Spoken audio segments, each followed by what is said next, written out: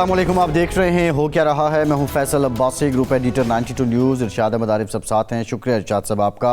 Supreme court में नया तनाज़ा जन्म ले चुका है। सुप्रीम कोर्ट ने आज एलामिया जारी किया है जिसमें यह बताया गया है कि एडिशनल रजिस्ट्रार जुडिशल नज़र अब्बास को उनके ओहदे से हटाकर OSD कर दिया गया है और उनके खिलाफ कार्रवाई भी शुरू कर दी गई है। इससे पहले जस्टिस मंसूर अली शाह की सरबराही में बनने वाले बेंच ने एडिशनल रजिस्ट्रार जुडिशल को तौहीन अदालत का नोटिस भी जारी किया था। ये बेंच की तश्कील का मामला था और फिर बेंच में केस का मामला था। अब ये सिलसिला गंभीर होता गया और अब सुप्रीम कोर्ट की जो इंतज़ामी बॉडी है वो एक्शन में आई। आज बेंच के सामने रजिस्ट्रार सुप्रीम कोर्ट भी पेश हुए और उन्होंने बताया कि ये एडिशनल रजिस्ट्रार जुडिशल जो हैं उनकी गलती से जो बेंच है उसमें मौजूद जजेस और इससे मुतालिक केस यहाँ लग गया है, जबकि जो मुतालिका केस है उससे मुतालिक रजिस्ट्रार ने ये मौक़िफ़ अपनाया कि ये आइनी बेंच का केस बनता था। बहरहाल बहुत से इस्तफसार हुए। जस्टिस मंसूर अली शाह आज खासे बरहम नज़र आए, दीगर जजेस जो हैं वो भी सवालात करते रहे। लेकिन अब शाम के वक्त सुप्रीम कोर्ट की तरफ से ये एलामिया सामने आया है।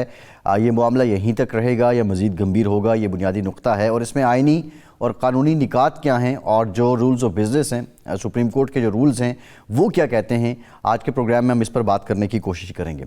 दूसरी जानिब जो पाकिस्तान की कौमी असम्बली है उसका इजलास हुआ। वज़ीर-ए-आज़म पाकिस्तान शहबाज शरीफ साहब इजलास में गए। अपोजिशन ने भरपूर शोर शराबा किया। वज़ीर-ए-आज़म पाकिस्तान आज अपना खिताब ना कर सके और अब इजलास कल तक मुलतवी कर दिया गया है। आज बहुत ज़्यादा हंगामा देखने को मिला हुकूमत और अपोजिशन के बीच। दूसरी जानिब जो मुज़ाकराती कमेटी है, हुकूमती मुज़ाकराती कमेटी के तर्जुमान इरफान सिद्दीकी साहब ने कहा है कि 7 रोज़ में जो मुतालिबात हैं अपोजिशन के उनके जवाबात दे दिए जाएंगे। लेकिन पार्लिमान का जो माहौल रहा गर्मा गर्मी, उसको देख के ये सवाल अब ज़्यादा ज़ोर पकड़ रहा है कि आया मुज़ाकरात जारी रहेंगे या ये सिलसिला यहीं पर रुक जाएगा। डोनाल्ड ट्रंप ने हलफ उठाया और हलफ बर्दारी की तकरीब के बाद जब उन्होंने तकरीब के दौरान जब खिताब किया तो मुंह पर वो अपने जो इससे पहले सदर थे जो बाइडन उनको और उससे पहले आने वाले ज़दूर को, हुकूमतों को, डेमोक्रेट्स को तनकीद का निशाना बनाते रहे। हलफ उठाने के बाद 42 सदारती फरमान उन्होंने जारी किए हैं और अब जो मुबस्सिर हैं वो ये कहते हैं कि एक नई कानूनी जंग का सिलसिला शुरू हो जाएगा। ट्रंप ने कहा कि आज से अमेरिका के सुनहरी दौर का आगाज़ हो रहा है। ये जो एग्रेसिव अप्रोच ट्रंप की है ये अमेरिका को किस तरफ लेकर जाएगी, ये बुनियादी नुक्ता है। आज के प्रोग्राम भी बात करेंगे। हमें पाकिस्तान के मुमताज़ कानूनदान, पाकिस्तान के मायनाज़ सियासतदान, साबिक़ सदर, साबिक़ चेयरमैन सेनेट वसीम सज्जाद साहब ज्वाइन कर रहे हैं। वसीम साहब बहुत शुक्रिया आपका, आपसे गुफ्तगू करेंगे। इरशाद साहब, सुप्रीम कोर्ट में अब ये तनाज़ा सामने आया है, आप समझते हैं कि ये इंतज़ामी और तकनीकी मामला है, यहीं तक रहेगा या ये बात आगे निकलेगी? अब असब ये जो प्रेस रिलीज़ में जिस तरह सादगी से बयान किया गया है इस मामले को, सादा सा मामला है कि जी जो एडिशनल रजिस्ट्रार थे जुडिशल, उन्होंने गलती से एक बेंच को ऐसा केस लगा दिया जो उस रेगुलर बेंच में नहीं लगना चाहिए था बल्कि ये आइनी बेंच का हिस्सा था। ये ऐसा है नहीं। उसकी वजह ये है कि ये एक बेंच में जिसके सरबराह जनाब मंसूर अली शाह साहब हैं, वहाँ बेंच में ये केस लगा और 3 रुकनी जो बेंच था उसने जब गुफ्तगू की, वहाँ वकला के दलाइल आए और इसको चैलेंज किया गया, ये केस सुना जा सकता है, नहीं सुना जा सकता। 26वीं आइनी तरमीम का हवाला भी आया, प्रैक्टिस एंड प्रोसीजर कमेटी का जिक्र भी हुआ।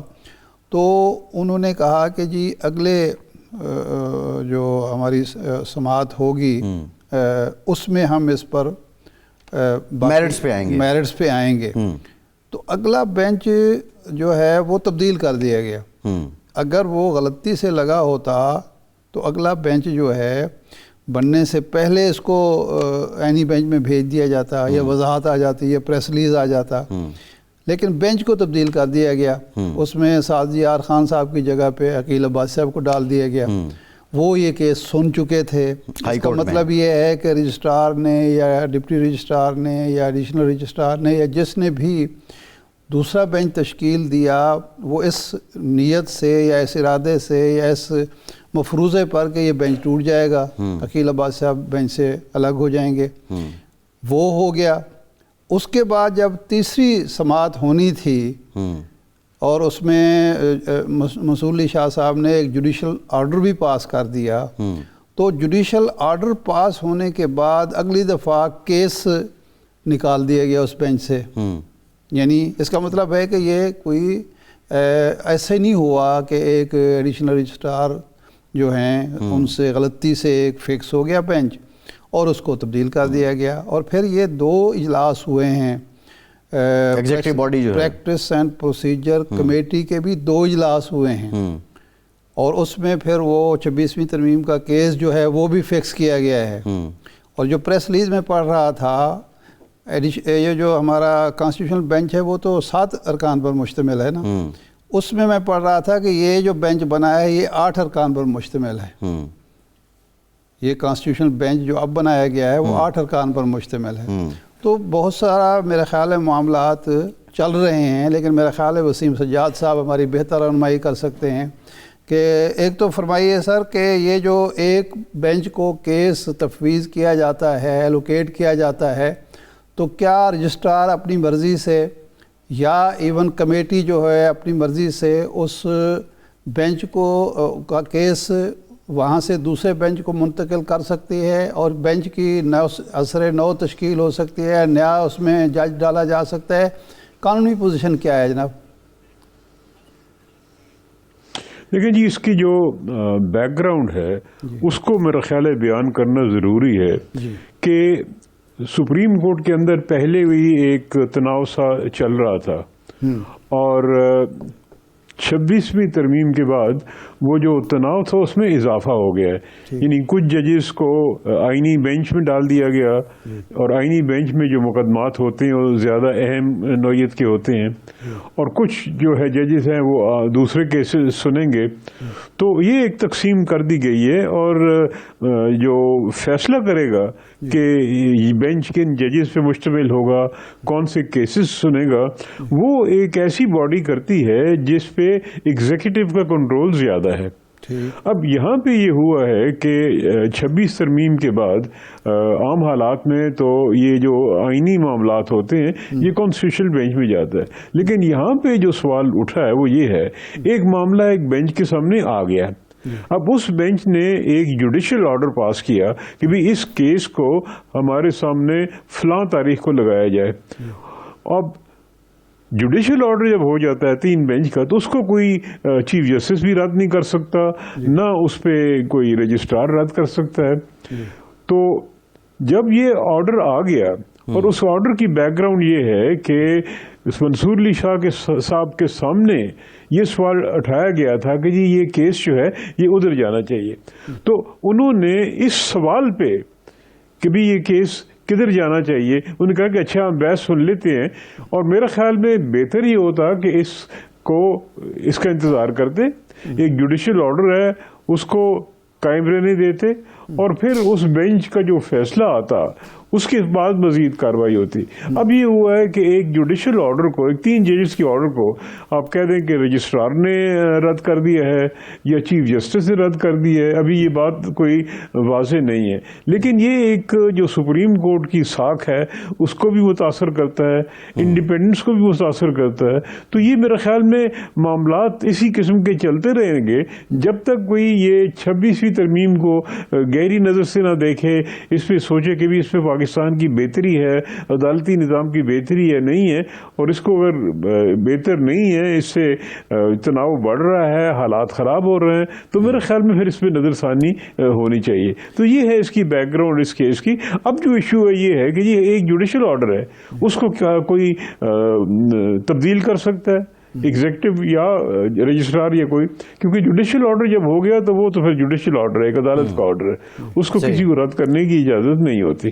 اچھا وسیم صاحب، رجسٹرار آج رجسٹرار سے جب یہ سوال ہوا کہ جی یہ جب ایک ایلوکیٹ ہو گیا ایک بینچ کو تو اس کو واپس کیوں لیا گیا، تو اس کا جواب یہ تھا کہ جو کمیٹی ہے پریکٹس اینڈ پروسیجر جو کمیٹی ہے وہ اگر کیس ایلوکیٹ کر سکتی ہے تو وہ اس کو واپس بھی لے سکتی ہے. تو کیا یہ ویلڈ پوائنٹ ہے ان کا، اور یہ آرگومنٹ کی جا سکتی ہے کہ جس کمیٹی نے ایلوکیٹ کیا تھا اسی نے واپس لے لیا، کیا فرق پڑتا ہے؟ دیکھیں جی یہ سوالات تو اٹھیں گے, یہ قانونی سوالات اٹھیں گے, لیکن دیکھیں نا یہ جو کمیٹی ہوتی ہے یہ ایک ایگزیکٹو کمیٹی ہے, یعنی یہ گو جوڈیشری ججز ہوتے ہیں اور دوسری جانب جو ہوتی ہے اس میں جوڈیشل کمیشن ہے, لیکن اس میں ایگزیکٹو کے لوگ بھی ہوتے ہیں. لیکن یہاں پہ سوال یہ ہے کہ جی ایک دفعہ 3 ججز نے آرڈر کیا کہ اس کیس کو فکس کیا جائے, تو اس کو پھر کیا رد کیا جا سکتا ہے, اگنور کیا جا سکتا ہے؟ میرے خیال میں یہ جو طریقہ کار اختیار کیا گیا ہے یہ مناسب نہیں ہے. ان کو چاہیے تھا کہ جج کے سامنے اعتراض کرتے, بینچ کے سامنے اعتراض کرتے کہ جناب یہ آپ کے دائرہ اختیار میں نہیں آتا, اس کو مہربانی کر کے کسی دوسرے بینچ میں بھیج دے.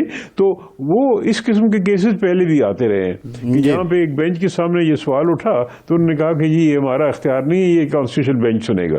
اچھا, تو یہ اسی طرح ہونا چاہیے تھا.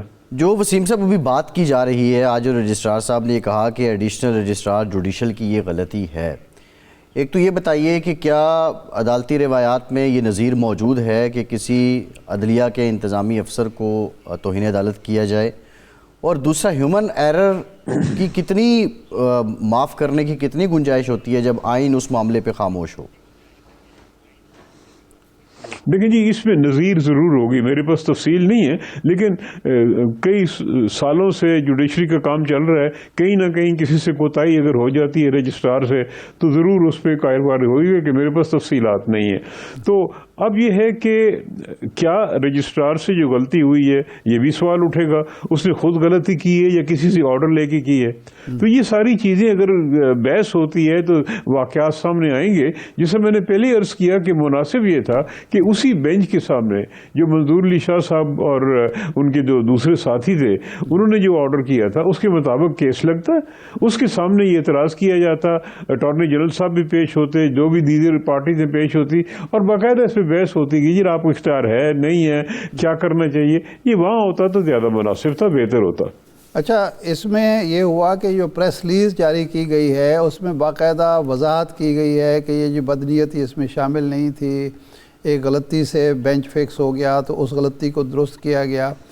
وہ جو توہین عدالت کا آرڈر ہے وہ اس پریس ریلیز کے ذریعے ختم کیا جا سکتا ہے, غیر مؤثر ہو جائے گا, کیونکہ پریس ریلیز میں کہہ دیا گیا ہے کہ نیک نیتی پر مبنی غلطی تھی. یہ بھی معاملہ جو ہے جی وہ جس بینچ نے یہ نوٹس ایشو کیا ہے اسی بینچ کے سامنے جائے گا, یعنی عام طریقہ کار یہی ہے, اور اس کے سامنے یہ اعتراض یا یہ صورتحال پیش کرنی چاہیے کہ کیسے یہ کیس لگ گیا. اور اگر انسانی غلطی ہے تو مجھے یقین ہے کہ بینچ اس پہ غور کرے گا. لیکن یہ جو طریقہ کار کیا جا رہا ہے کہ خود بخود سارے فیصلے ہو رہے ہیں اور جو بینچ ہے اس کو نظر انداز کیا جا رہا ہے, اس کے احکامات کو رد کیا جا رہا ہے, اس سے میرے خیال میں یہ سپریم کورٹ کے حالات میں زیادہ تناؤ آئے گا اور دقتیں آئے گی. اچھا, ایک یعنی تاثر یہ مل رہا ہے اور اس پریس ریلیز سے بھی یہ تاثر ملتا ہے کہ اصل معاملہ ہے 26ویں آئینی ترمیم کا, جس کے بارے میں بہت ساری درخواستیں ہیں لیکن وہ کیس فکس نہیں ہو رہا. تو اندیشہ یہ محسوس کیا جا رہا تھا کہ یہ جو بینچ ہے یہ شاید 26ویں آئینی ترمیم کے حوالے سے کوئی جوڈیشل آرڈر پاس کر دے کہ جی فل کوڈ بنایا جائے.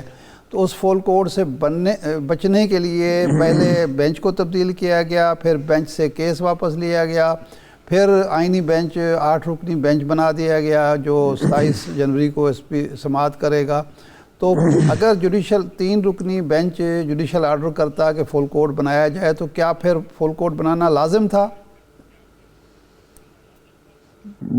بات یہ ہے جی کہ فل کوڈ بنانا وہ ججز نہیں بناتے, وہ چیف جسٹس صاحب کو ریکویسٹ کی جاتی ہے کہ بھی اس میں معاملہ ہے آپ اس پہ فل کوڈ بنائیں.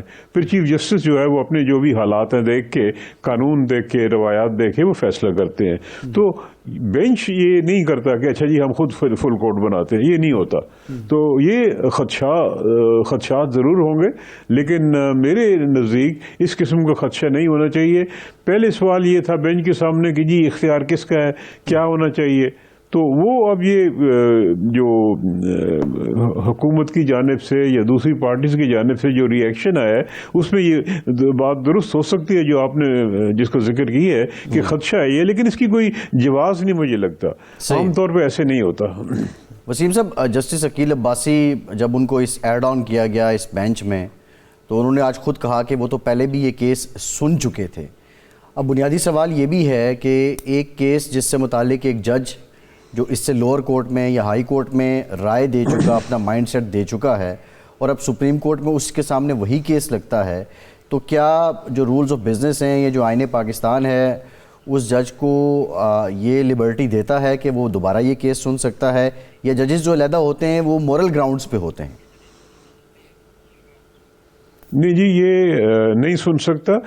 یہ تو ایک پرانی روایت ہے کہ ایک جج نے ایک فیصلہ دیا، اس کے خلاف اپیل ہے. یعنی یہاں پہ جو مسئلہ ہے کہ اسی فیصلے کے خلاف اپیل ہے. اب یہ تو نہیں ہوتا کہ ایک جج پہلے فیصلہ کرے اور پھر اس کے خلاف اپیل بھی سنے. تو یہ ان عقیل عباسی صاحب نہیں سن سکتے تھے. تو اب کیا عباسی صاحب کے سامنے دانستہ طور پہ یہ کیس لگایا گیا کہ بینچ ٹوٹ جائے، یا پھر یہ کوئی غلطی تھی جس کی وجہ سے لگ گیا؟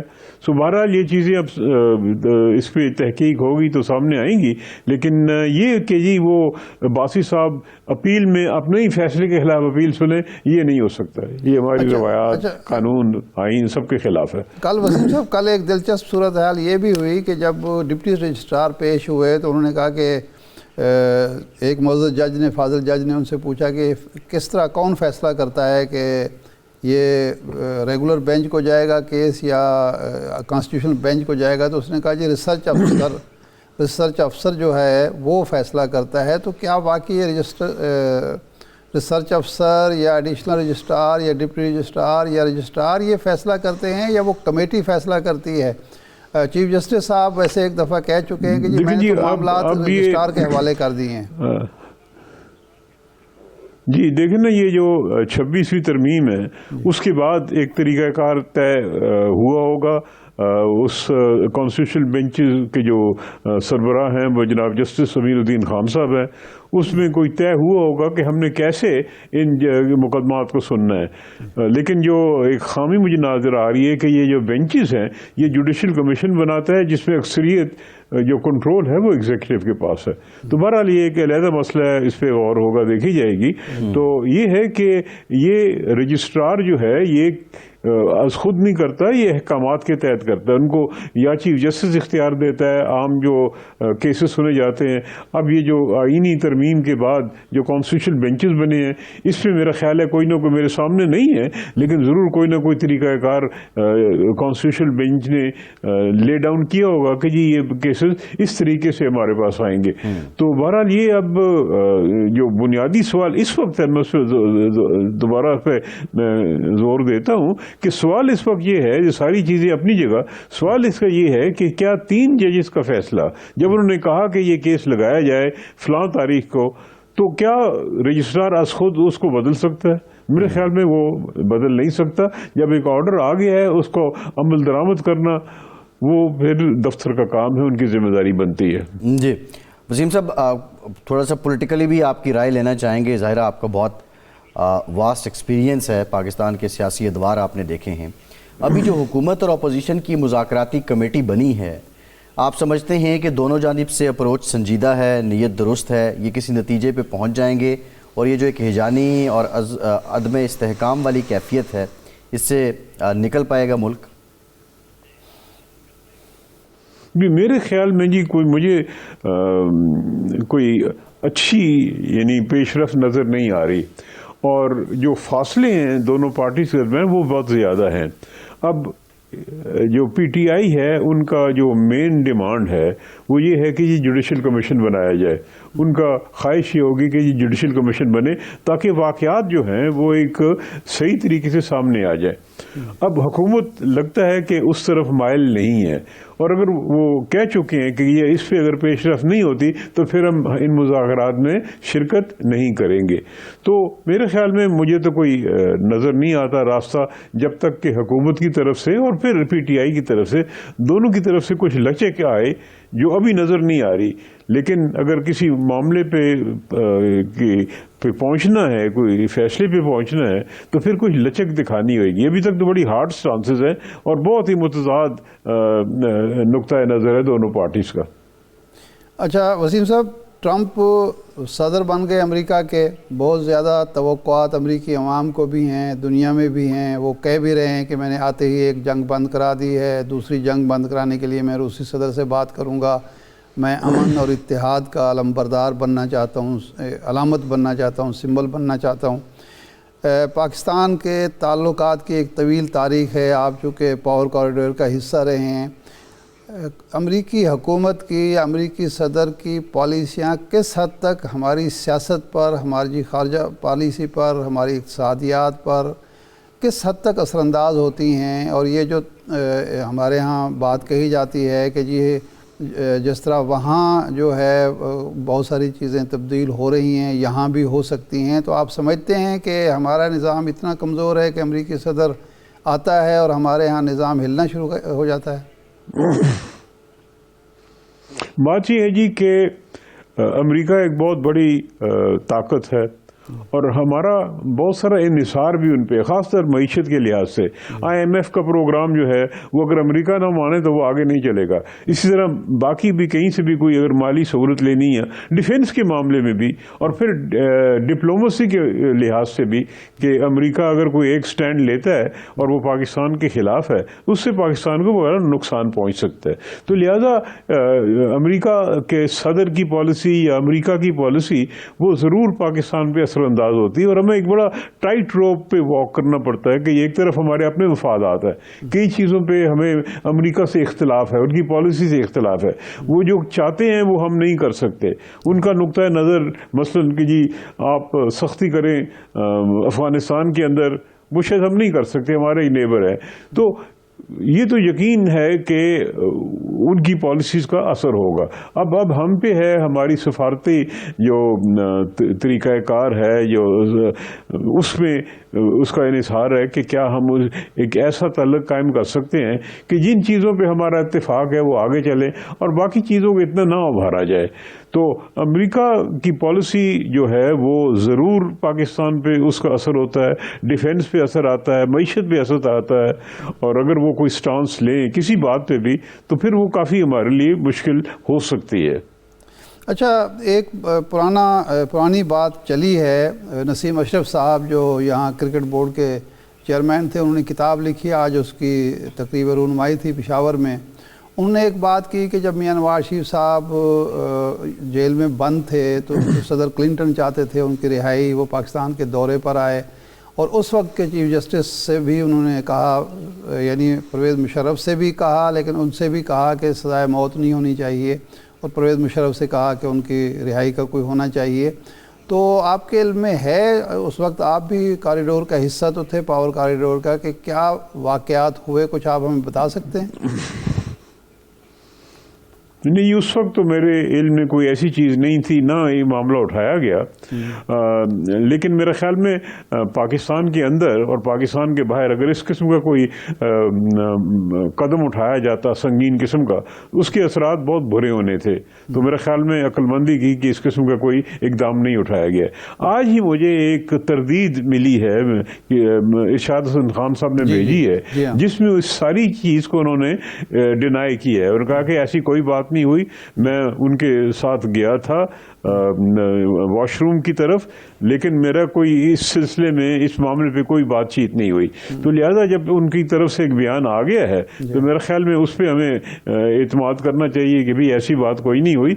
और मेरे ख्याल में जहाँ तक किस किस्म की सजा देनी है वो ज़्यादा, वो तो मेरे ख्याल में एग्जीक्यूटिव जो है पाकिस्तान की उस वक्त जो मिलिट्री रूलर था उसकी तरफ से कोई बात होती तो ज़्यादा मानी खेज होती। लेकिन ये मेरे ख्याल में जो बात की गई है, चूंकि उन्होंने डिनाई कर दी है, मेरे ख्याल में फिर उनकी बात को ज़्यादा अहमियत देनी चाहिए। नहीं, बिल्कुल मुझसे भी यही बात उनकी हुई है और उन्होंने वो बताया कि ऐसा वाक़या नहीं हुआ। वॉशरूम में हम इकट्ठे गए हैं, एक ही वक्त में गए हैं, लेकिन बात कोई नहीं हुई। बात अगर होनी होती तो ज़ाहिर बात है हम वहाँ किसी और कमरे में बैठ के भी कर सकते थे। और लेकिन मैंने उनसे सवाल किया कि मुशाहिद हुसैन साहब ये कहते हैं कि वो आपने उनसे भी बात की थी, तो उन्होंने कहा कि नहीं, ऐसा कोई वाक़या नहीं हुआ, ऐसी कोई बात नहीं हुई, और मुशाहिद साहब से तो मेरी बिल्कुल ही बात कोई नहीं हुई। ये आप दुरुस्त जी ठीक है, तरदीद की है उन्होंने। वसीम साहब बहुत शुक्रिया।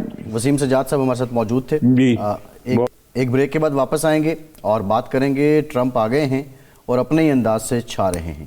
ہمارے ساتھ رہیے.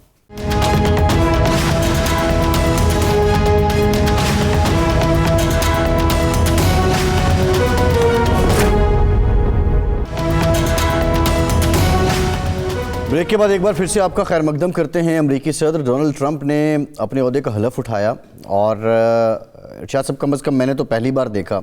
ویسے تو بہت پارلیمانی اور سفسٹیکیٹڈ تقریب ہوتی ہے, کل بھی تھی, لیکن ایک صدر جو نو منتخب ہے اور صدر جو آؤٹ گوئنگ ہے وہ بیٹھ کے کھڑا ہو کے اس کو سنا رہا ہے. تو ایک منہ پر تو تنقید والا جو ایلیمنٹ ہے وہ عمومی طور پہ اس نے ویسے صدر کا نام نہیں لیا, لیکن بائی اینڈ لارج پچھلی کہا کہ ڈیموکریٹک حکومت کو کی جو گورنمنٹ ہے اور گورنمنٹس ہیں انہوں نے یہ مسائل. ایک اور بھی کامن فیکٹر جو میں نے وہاں دیکھا کہ وہ جو 4 سال ٹرمپ صاحب کے تھے وہ اس کو اسی طرح مائنس کر رہے ہیں جس طرح پی ڈی ایم اپنے 2 سال کو مائنس کرتی ہے.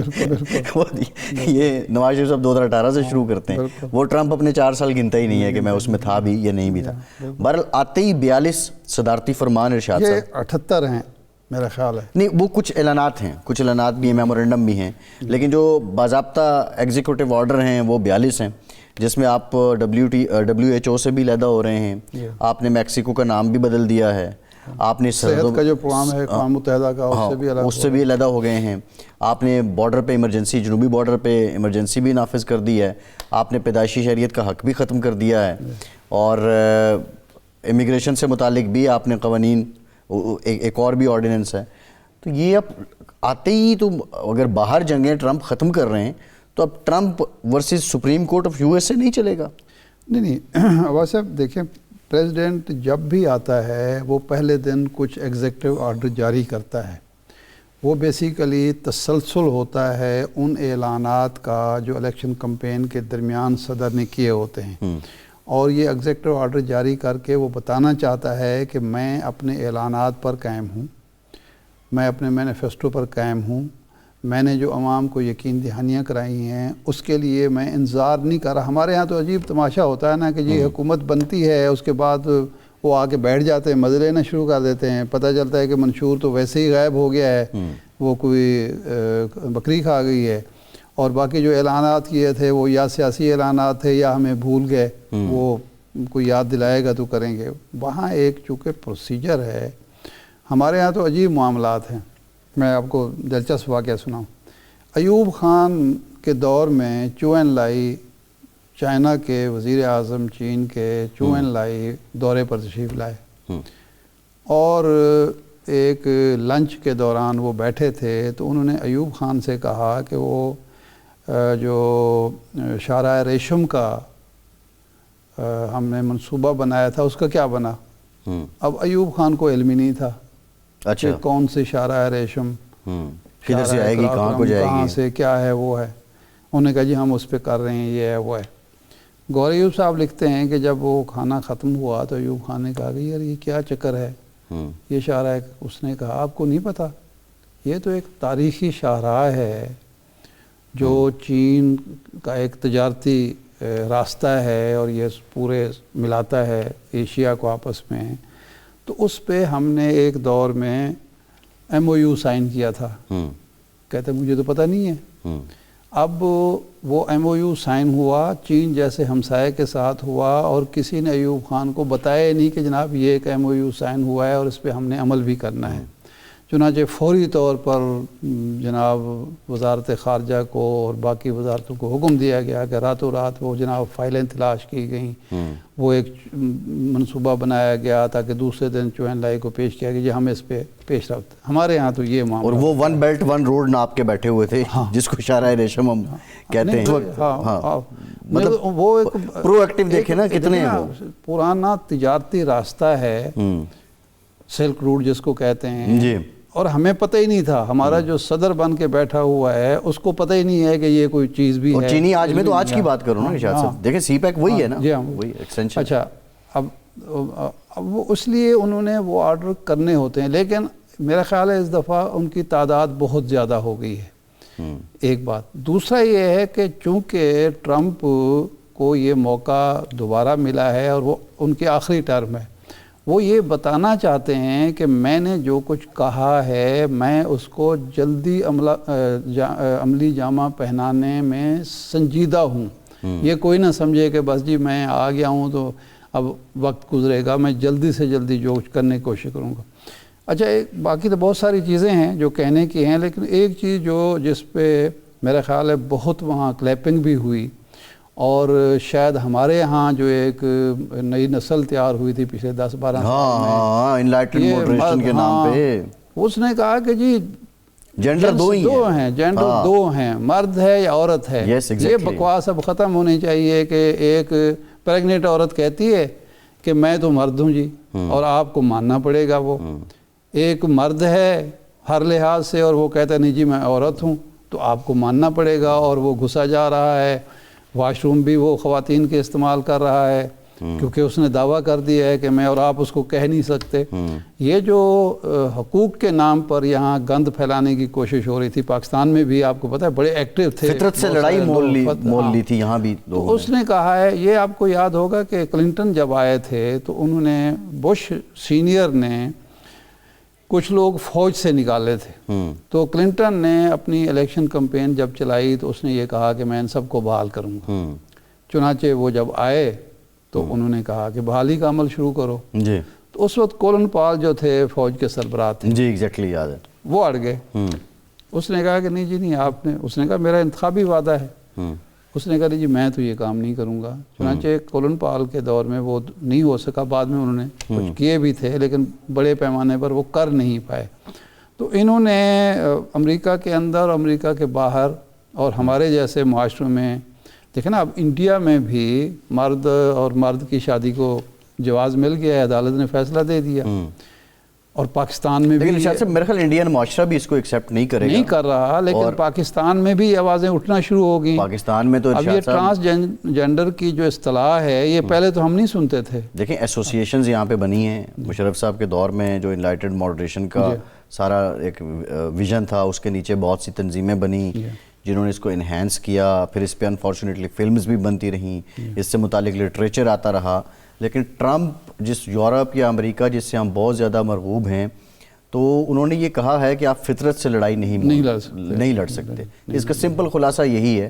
لیکن الحمدللہ پاکستانی معاشرے میں ارشاد صاحب اس سے متعلق بڑی ریزسٹنس بھی ہے اور ریزیلینس بھی ہے. اس کو ایکسیپٹ کرنا بڑا, اسی میں اس بات پہ کہ جی یہ جو ایک ہے اس کے حقوق ہیں, اس پہ ڈرامے بن رہے.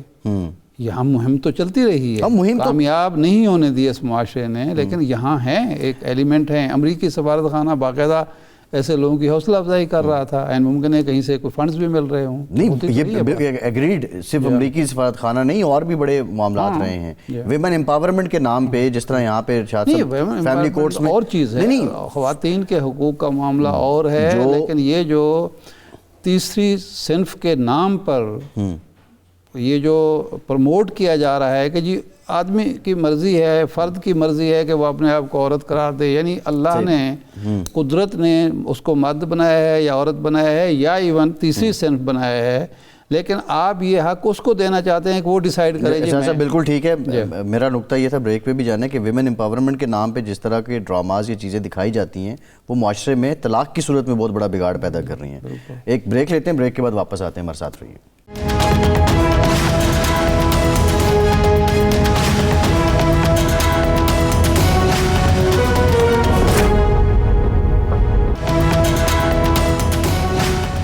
بریک کے بعد ایک بار پھر سے آپ کا خیر مقدم کرتے ہیں. ارشاد صاحب, ایک اور جو آرڈر آیا ہے ٹرمپ صاحب کی طرف سے کہ جو پیدائشی شہریت کا حق ہے اس کو بھی انہوں نے ختم کیا ہے, آل دو دنیا کی باقی قومیتوں نے اس کو بھرپور طریقے سے ایکسپلائٹ کیا, اور بعض لوگ تو صرف جاتے اسی مقصد کے لیے تھے کہ وہاں پہ اگر بچہ پیدا ہو جائے گا تو امریکہ کا شہری ہو جائے گا.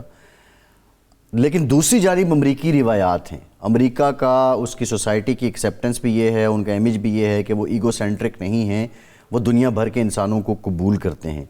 کیا سوشل پریشر نہیں آئے گا ڈونلڈ ٹرمپ پہ اگر وہ یہ حق انہوں نے جو آرڈر کے ذریعے ختم کیا ہے؟ عباس صاحب, اصل میں جو چیزیں ٹرمپ کر رہا ہے نا, وہ معاشرے کی نبض پر اس کا ہاتھ نظر آتا ہے. دیکھیں, یہ جو امیگریشن کا ایشو ہے یا مائگریشن کا ایشو ہے، یہ پوری دنیا میں ایک مسئلہ بنا ہوا ہے. پہلے یہ ہوتا تھا کہ امریکہ ہو یا کوئی اور ممالک، برطانیہ ایون بڑی کیمپین انہوں نے چلائی. نہیں، پہلے یہ ہوتا تھا کہ وہ ویلکم کرتے تھے کہ جوہر قابل آ رہا ہے. ہر شخص جو آتا ہے کسی دوسرے معاشرے میں، ہجرت آپ کو پتہ ہے ایک بابرکت عمل ہے اسلام میں بھی. سفر وسیلہ ظفر کہا جاتا ہے.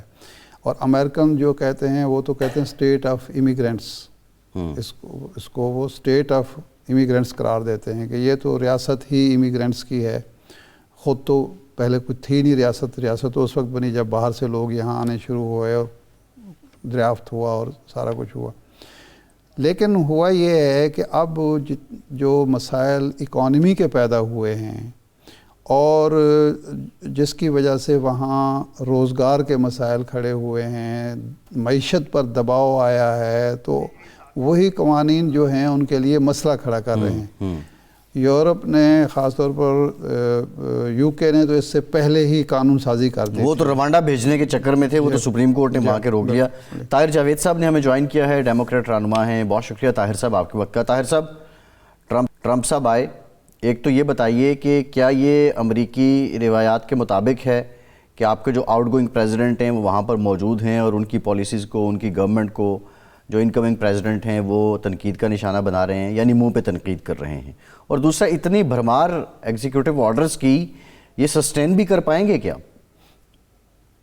جی دیکھیں، پہلی بات یہ ہے کہ روایات تو ایسی نہیں ہے نا، اور ٹرمپ تو روایتی پریزیڈنٹ بھی نہیں ہے. پچھلی دفعہ بھی ساری دنیا کو پتا ہے کہ انہوں نے ویسے ہی کسی جو ٹریڈیشنز کو مانتے بھی نہیں ہیں، سمجھتے بھی نہیں ہیں، اور اس کی یہ بہت ساری ٹریڈیشنز کو سمجھتے ہیں کہ ان کو تو ختم کر دینا چاہیے.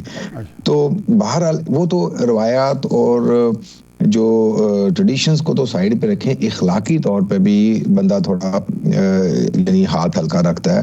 اگر آپ نے تنقید بھی کرنی ہے تو کچھ ورڈز کی چینجز بھی ہو سکتی تھی. لیکن یہاں پہ ایشو یہ نہیں ہے، ٹرمپ کا معاملہ یہ نہیں ہے کہ میں نے ان کو ہیپی کرنا. اس کا 100% جو مائنڈ سیٹ ہے، اس نے اپنے بندوں کو جن کو وہ ٹرمپسٹر بولتا ہے، ان لوگوں کو ہیپی کرنا. ہی سولڈ آن دیٹ آئیڈیا. اچھا، لوگ سمجھتے تھے کہ شاید الیکشن کے سلوگنز میں ان کو خوش کرنے کی کہانی ہے. This is not true. President Trump جو ہے وہ 100% اس چیز پہ ان کا ایمان ہے کہ جو ان کے اپنے بندے ہیں جنہوں نے ان کو اقتدار میں لائے ہیں، وہ ان کو خوش کریں گے. اس کے لیے ان کو قانون بدلنا پڑے، ان کو روایات کو چینج کرنا پڑے، اخلاقیات کو چینج کرنا پڑے، اور کسی بھی اور عمل کو کرنا پڑے. انہوں نے اپنے ان لوگوں کو خوش کرنا ہے جنہوں نے ان کو ووٹ دیا. دس is how he.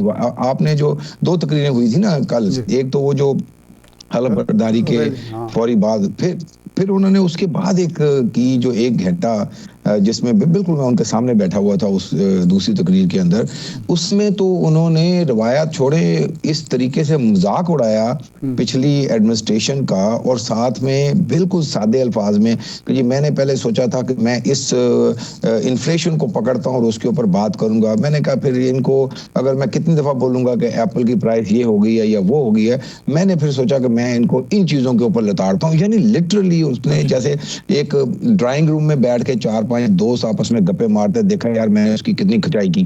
So this is how he spoke to the audience, جو وہاں پہ بھی یعنی جس میں ساری دنیا کے ڈپلومیٹس بھی سامنے بیٹھے ہوئے تھے. تو ہی ڈزنٹ کیئر، بالکل کسی قسم کا اس کو نہیں ہے کہ بھی کوئی اس کے اوپر دنیا کیا سوچے گی.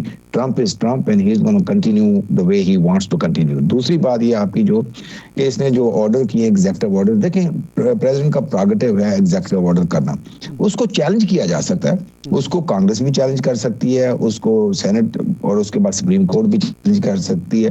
اور اس وقت سچویشن یہ ہے کہ کسی بھی جگہ پہ بھی چیلنج ہونے کے بھی مجھے کوئی خاص نہیں نظر آ رہا، کیونکہ دس از ویری یعنی یونیک سچویشن کہ ایگزیکٹو آفس سے لے کے ہاؤس اور سینٹ اور سپریم کورٹ ہر جگہ پہ ٹرمپ کے اپنی میجورٹی اور اپنے بندے ہیں. تو these 4 years we will see these things so much going on. اور یہ اپنی مرضی کے حساب سے جو رات کو ان کے دماغ میں آئے گا یہ صبح اٹھ کے اس کو امپلیمنٹ کریں گے. اور میرا خیال ہے کہ اس میں بہت کم چیزیں چیلنج ہوں گی. شاید ان کو سمجھا لے کوئی ان کی پارٹی کے لوگ وہ شاید ممکن ہو، لیکن چیلنج جو ان کو کی جائے گی اس کے اوپر تو یہ اور اٹک جائیں گے کہ یہ تو بالکل ہو کے رہے گی.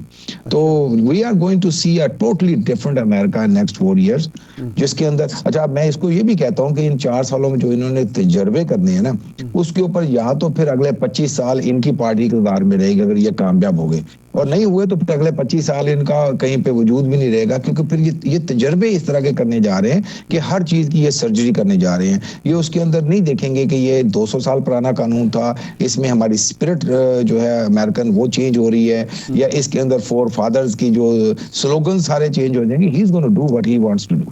اچھا یہ فرمائیں کہ انہوں نے 1600 لوگ وہ جو 6 جنوری کے واقعات میں کیپٹل ہل کے واقعات میں تھے ان کی سزائیں بھی معاف کر دیں، تو یہ بھی چیلنج نہیں ہوگا اور معاشرہ تسلیم کرے گا کہ ٹھیک ہے جی جب بھی کوئی شخص ہار جائے وہ اٹھے اور حملہ کر دے اور وہ جائز ہوگا؟ اچھا یہ تو بالکل بھی چیلنج نہیں ہوگا، کیونکہ یہ ایک پراگٹیو ہے کہ بھی کسی بھی قیدی کو پریزیڈنٹ جو ہے وہ آ کے چھوڑ سکتا ہے. اچھا یہ جو ٹرمپ جو بائیڈن جن کو کر کے گئی، حالانکہ اچھا ان کو اس کی بہت تکلیف تھی، کل اپنی سپیچ میں انہوں نے سیکنڈ سپیچ میں اس کو بولنا بھی تھا، لیکن اور اس کی ان کے بولنے سے ظاہر ہو رہا تھا کہ یہ اس کو بھی چینج نہیں کر سکیں گے. تو یہ ایک ایسا ہے معاملہ جس کو کوئی بھی نہیں چیلنج کر سکے گا. اور یہ اچھا اب وہاں پہ بھی مختلف رائے ہیں لوگوں کی، لیکن بیسیکلی تو وہ ایک فیڈرل گورنمنٹ کے جو ادارے کے اوپر ایک حملہ تھا، اور اس حملے کی صورت میں لوگ بھی مرے تھے وہاں پہ اور لیڈرشپ کو چھپنا پڑا، بہت بڑے لمبی معاملات تھے. اچھا میں آپ کو ایک اور چیز بتاتا ہوں، ریکارڈ کا ایک حصہ ہے کہ جب ان کی یہ جو ہزاروں لوگوں کو جیل بھیجا گیا، اس میں آدھے سے زیادہ ایک ایسے جج نے بھیجے ہوئے جیل جو پاکستانی امریکن ہیں. اچھا تو یہ ڈسٹرکٹ کورٹ میں جب یہ چل رہا تھا تو ہمارے ایک پاکستانی امریکن جج ہیں جنہوں نے ان کو جو پہلے سب سے بڑی جرت مندانہ فیصلے کر کے جو سب سے پہلی ایک 200-250 لوگوں کو بھیجا تھا، پھر کافی اور بھی کیس ان کے پاس جا کے ٹوٹل میرے خیال 2 تو ججوں کے پاس سارے کیس لگے ہوئے تھے. تو یہ فرار ہو جائیں گے. یہ تو ہمیں پہلے بہت دیر سے پتا تھا کہ یہ چیزیں یہ چینج کر دیں گے اگر یہ آئیں گے، اور انہی سلوگنز کے اوپر یہ الیکشن جیت کے یہاں تک آئے ہیں. مسئلہ ان سے بڑا جو ہے وہ امیگریشن کی جو معاملات جو ریفارمز کرنے جا رہے ہیں نا، دیکھیں اب وہ اتنی کمپلیکیشنز ہیں کہ اس کو سمجھنے کے لیے بھی ابھی 1-2 دن اور نکل جائیں گے کہ اس میں کون کون ڈسکوالیفائی ہو جائے گا اور کون نہیں ڈسکوالیفائی ہوگا. لیکن شاید اس کے اندر ان کو کوئی کسی طور پہ سمجھایا جا سکے کہ بھی آپ دیکھیں ایک بندہ جو لیگلی اس ملک کے اندر رہ رہا ہے، اس کے بچوں کو بھی اگر آپ میرے خیال فادر اور مدر میں سے ایک اگر نہیں ہے تو اس کو بھی کچھ کمپلیکیشنز انہوں نے کی ہے. ویسے اگر اس طرح امپلیمنٹ کر دیتے کہ جی جو بالکل دونوں ماں باپ پہ کسی کے پاس بھی کوئی لیگل سٹیٹس نہیں ہے، تو شاید اس کو تو مطلب اتنا مشکل کام نہ ہوتا اس کو کرا لینا. لیکن یہ تھوڑا اس سے بھی آگے نکل گئے ہیں. تو وہ جب اس سے آگے نکل کے کر رہے ہیں، تو میں نے کل ان کا جو دیکھا ہے 1 گھنٹہ میں نے ان کی سپیچ سامنے بیٹھ کے سنی، تو مجھے کل نظر آ گیا تھا کہ یہ جو امریکہ ہے اس کے اندر وہ تجربات ہونے جا رہے ہیں اور ہوں گے جو ہم لوگ اب جیسے جب آئل اینڈ گیس کی بات ہوئی تو یعنی ان کے الفاظ چلیں کہ پمپ بیبی پمپ، آپ نے سنے ہوں گے یہ الفاظ، ڈرل بیبی ڈرل. اچھا اب یہ آپ اندر سے ایک جذبات ہیں، یہ آپ یہ نہ سمجھے کہ یہ کسی کا سلوگن پکڑ کے، یہ اندر کی یعنی وہ ایک کیفیت بول رہی ہے ان کی کہ this is what he want to do.